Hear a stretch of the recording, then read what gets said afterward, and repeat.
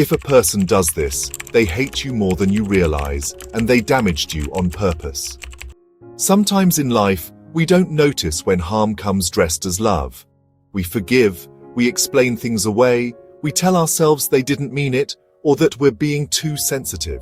But as you grow older and wiser, you start seeing the truth behind people's actions more clearly.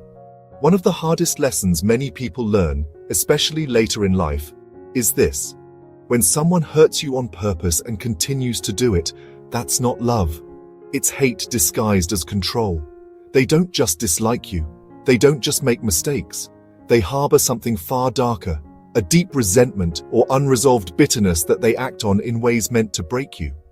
If a person keeps crossing the line, disregards your well-being, mocks your healing, or enjoys your pain, they are not just careless. They are cruel. And that cruelty is often intentional. There are people in this world who will break you slowly, not with fists or shouting, but with subtle poison. They'll twist your words, laugh at your dreams, and act indifferent when you're in pain. They'll call it tough love, or say, "I'm just being honest." But wisdom teaches us something important. When someone constantly chooses to hurt you, when they deliberately use your vulnerabilities against you, they are showing you exactly how they feel. They are not confused. They are not emotional. They are expressing their hate through their actions. And the truth is, hate doesn't always come with yelling or violence. Sometimes it comes in silence, in mockery, in the consistent choice to not care when they know they're hurting you. When you love someone, you don't want to break them. You don't ignore their cries for help. You don't target their weaknesses. You don't enjoy their downfalls. But someone who hates you, someone who resents your light or envies your spirit, they'll do all of that and more. They may smile to your face, but behind that smile is a mind-keeping score, waiting for moments to bring you down. One of the greatest tricks of a hateful person is to damage you, and then blame you for being broken.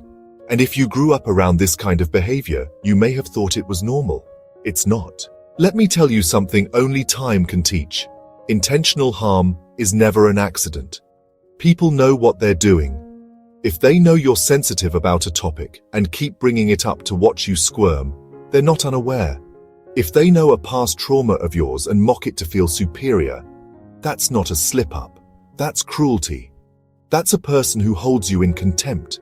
And if they stand back and watch you unravel after they triggered you and still act like you're the problem, they're playing a manipulative, hateful game, and no one wins except their ego. You must learn this with age. Not everyone who damaged you did it unintentionally. In fact, the most dangerous kind of person is the one who knows exactly where your scars are and still pokes them. They see the soft spots in your soul, and they press into them, not to understand but to control. It's often subtle, it comes in patterns. They mock your boundaries, they dismiss your feelings, they laugh when you cry, and after they hurt you, they act like you're crazy for reacting. That's not love. That's not friendship. That's not family. That's emotional warfare. If a person never defends you when others talk badly about you, but suddenly finds their voice when it's time to criticize you, that's not someone who loves you. If someone brings up your past failures just to remind you of your lowest moments, they're not trying to keep you humble. They're trying to keep you small. And if someone constantly points out your flaws but never celebrates your strengths, understand this. They don't want you to grow. They want to keep you insecure, unsure, and under their control. That's hate in disguise. That's someone who damaged you because they wanted to. Sometimes we carry the wounds caused by hateful people and still try to be kind to them. We think maybe if we're patient enough, loving enough, forgiving enough, they'll change. But let me offer you this wisdom. A person who enjoys your pain will never be the source of your healing. Stop handing your heart to people who use it as target practice. Stop explaining your soul to people committed to misunderstanding you. If someone hurt you intentionally and then laughed, minimized it, or repeated it, they hate something about you, and they're punishing you for it. And maybe they're not throwing punches, but their words cut deeper. Maybe they're not screaming, but their silence freezes your spirit. Maybe they're not dramatic, but every interaction with them leaves you drained, anxious, and second-guessing your worth. That's not confusion, that's harm. And as you grow older, you must get better at recognizing it.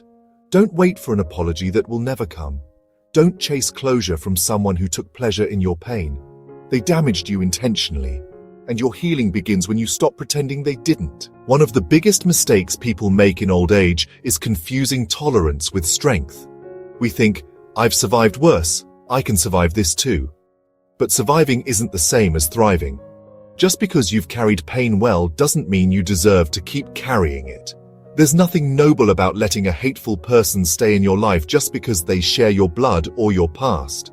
Peace isn't selfish, it's necessary. Choosing to walk away from someone who knowingly harmed you is not cruelty, it's maturity.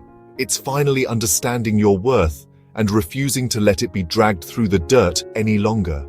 You owe no one access to your life after they've shown you their hatred in action. And if someone asks, why don't you talk to them anymore? The answer is simple. Because when I was hurting, they handed me more pain. Because when I trusted them with my heart, they shattered it and smiled.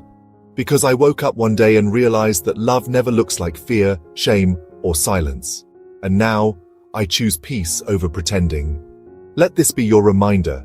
People who love you protect your spirit. They don't pierce it. They lift your name in rooms you're not in. They defend your dreams. They see your scars and don't use them as weapons. And if that's not what you're getting from someone, then you're not being loved. You're being tolerated at best and harmed at worst. If a person has shown you, through patterns, through words, through deliberate silence, that they don't value you, believe them. You are not here to convince someone to be kind. You are not responsible for making hateful people gentle. You are not broken because they didn't see your worth. They saw it and tried to dim it. That's the truth. In your later years, protect your peace like it's the most sacred thing you own, because it is. Don't waste your final decades replaying the pain someone gave you on purpose. Don't let their hate be the thing you carry into your sunset years. Let it go, walk away, and never look back with regret, only with wisdom.